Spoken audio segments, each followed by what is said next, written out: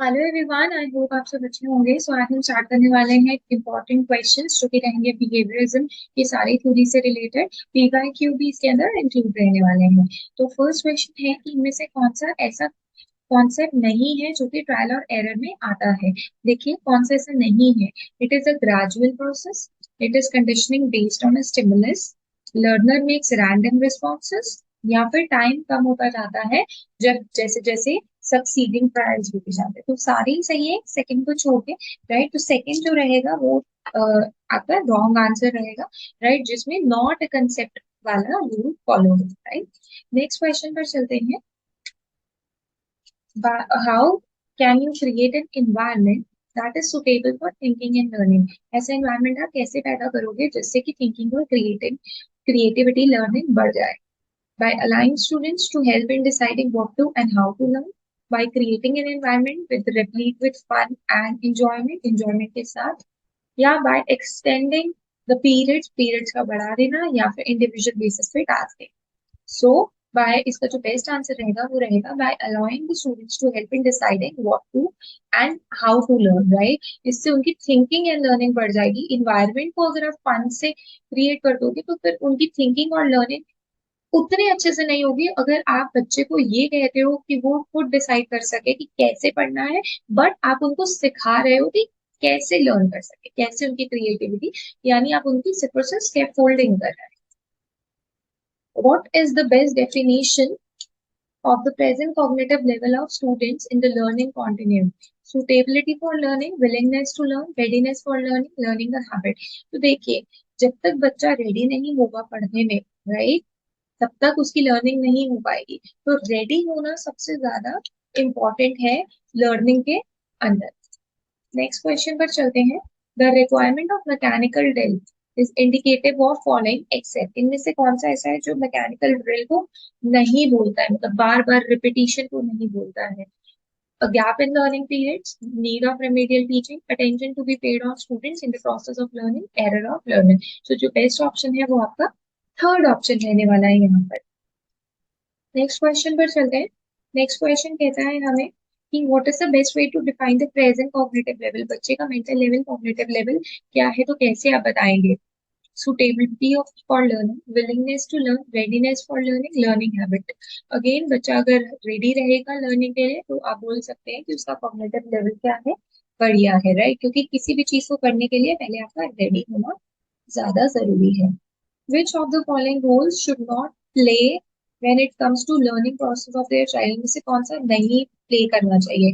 Neutral तो करना चाहिए, पॉजिटिव भी ठीक है, प्रोएक्टिव, बट हमेशा पेरेंट्स को नॉट प्ले, हमेशा लर्निंग प्रोसेस में सपोर्टिव, मतलब इस तरीके से अगर हम बात करें which are the following rules roles जो पेरेंट्स नॉट प्ले, इनमें से कौन सा नहीं प्ले करना चाहिए?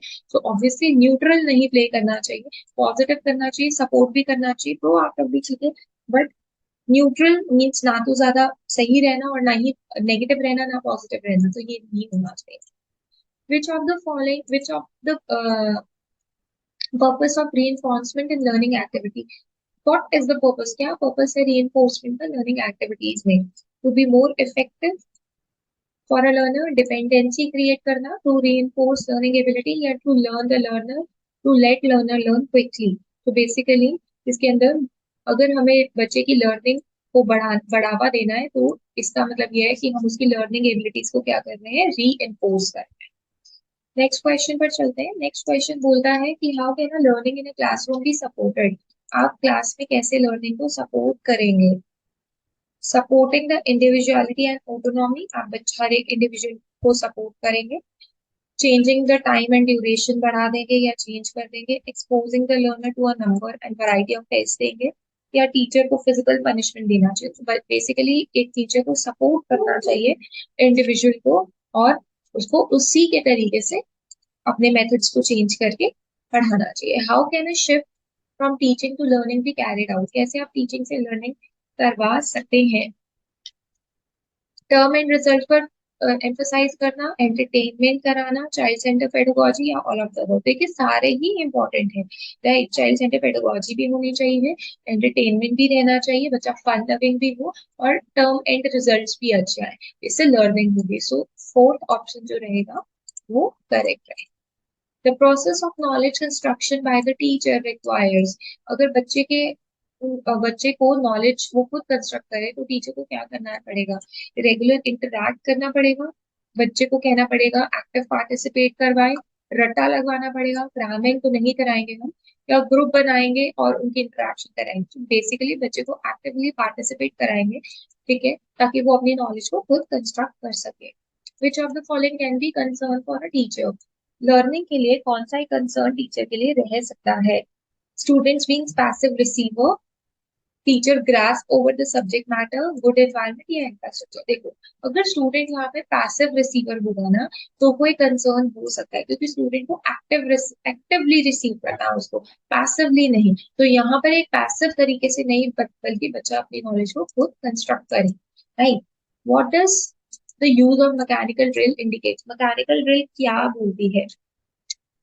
error of learner, gap in learning period, attention to be paid on student in the process of learning, bar bar attention देना उनके ऊपर जो कि to be paid in students in the process of learning, जो learn कर रहा है, the need of remedial teaching. So basically mechanical drill होता है कि उन पर attention पे किया जाए जो कि उन student पर, right, in the process of learning जो learn कर रहे हैं, तो repetition रहता है basically mechanical drill के अंदर, right? So आई होप कि ये चीजें आपको क्लियर हो गई होंगी। सो प्लीज चैनल को लाइक करिए, शेयर करिए and do subscribe the channel. Thank you so much for watching.